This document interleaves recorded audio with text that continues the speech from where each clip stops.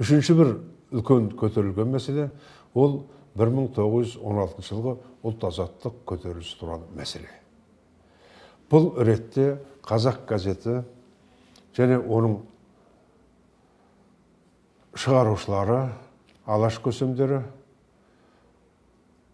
қазақтан жаппай тыл, яғни қара жұмысқа әскер алу туралы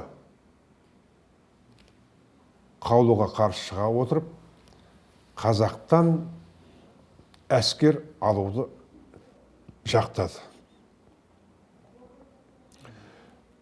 1916 жылы ақпан айында Бөкейханов бастатқан қазақ өкілдері Ресейдің қорғаныс министріне жолығып, онда біз қазақтан әскер алуға қарсы емеспіз.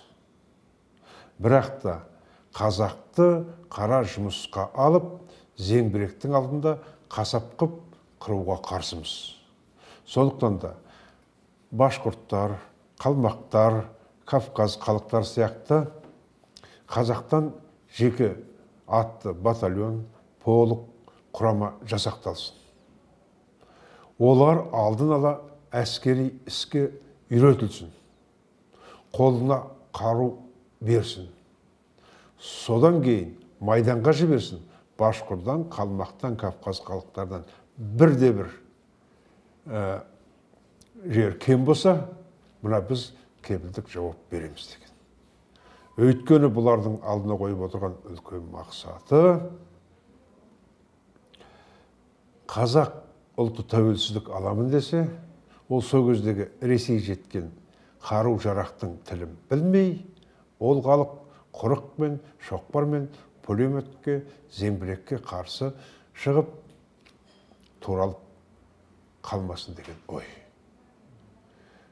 Екіншіден, олар сол тұста соғысқа араласқан империялық мемлекеттердің арасындағы антанта шартын білді.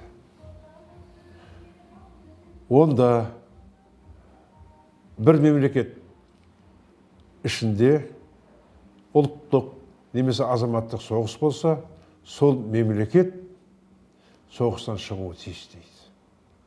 1914-16 жылдардың арасында Ресей жалпы майданда жеңіліске ұшырады. Сол үшін Орта Азиядан және қазақтардан әскер алу жарлығын шығарды. Ол жарлық шықса, Орта Азия халықтары мен өзбек, қырғыз және қазақ халқының қарсы көтеріліс жасайтынын білді. Сол үшін олар тылда өздерінің жеңіліп жатқанына қарамастан үлкен әскери құрамасын ұстап отырды. Мысалы, мен бір мысал келтірейін, тек қана Жетісу облысында, Жетісуда осы бұрқ ете қалған көтерілісті басу үшін 35 рота әскери қару-жарақтанған, 3900 қылышты, 24 казак жүзлігі, 16 зеңбірек, 47 пулемет дайындалған. Бұл дегенім 1-2 дивизияның құрамы. Бір Жетісу өлкесінің өзінде сонау Еуропада соғыстан, майданнан жеңіліп жатқан армияның 1-2 дивизиясының Жетісуда тұруына себеп не? Өйткені қазақтардың көтерілісін басу, сол арқылы соғыстан шығудың амалын ойластыру.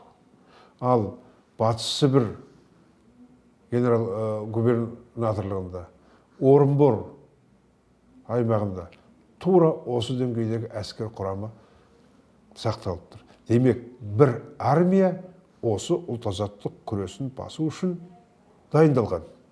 Бұны алаш азаматтары білген. Сондықтан да пулеметке, зеңбірекке қарсы шоқпар мен найзамен шығуға болмайды, қырылып қаласыңдар деген уағданы айтқан. Сонымен қатар олардың талаптарының ішінде бірінші, қазақтар әскерге алынсын, бірақ әскери дайындықтан өтсін. Екінші, олардың комиссары өздерінен болсын. Өйткені үгіт насихат жұмыстарын өздері жүргізсін. Үшінші, әрбір жүздікке бір дін адамы молда бөлінсін. Өйткені олардың 5 уақытқа намазы бар, күнделікті өтейтін діни парызы бар. Сондай-ақ әскерде қаза тапса, жаназасын шығаратын адам керек. Бір полкқа бір имам бөлінсін. Сонымен қатар шаруашылық бөлімін қазақ жасақтары өздері басқару керек. Өйткені олар асты, қазан ошақты басқа мұсылмандар жемейтін доңыздың еті тағы басқалармен таза ұстау керек. Біз осы шарттар орындалған жағдайда қазақтардан алынатын әскердің санын, оларды атпен, қару және кигіз үймен, шаруашылықпен, азық-түлікке бөлінетін малмен қамтамасыз етеміз деген. Әрине, мұндай үлкен ұйымдасқан жоспар патшалық Ресейге ұнамады. Олар қазақтардың еуропалық деңгейде қару ұстануын, қарудың тілін білуін қаламады. Екіншіден, оларды арандату арқылы өздерінің бірінші дүниежүзілік соғыс майданынан тастап шығу мүмкіндігін жібергісі келмеді.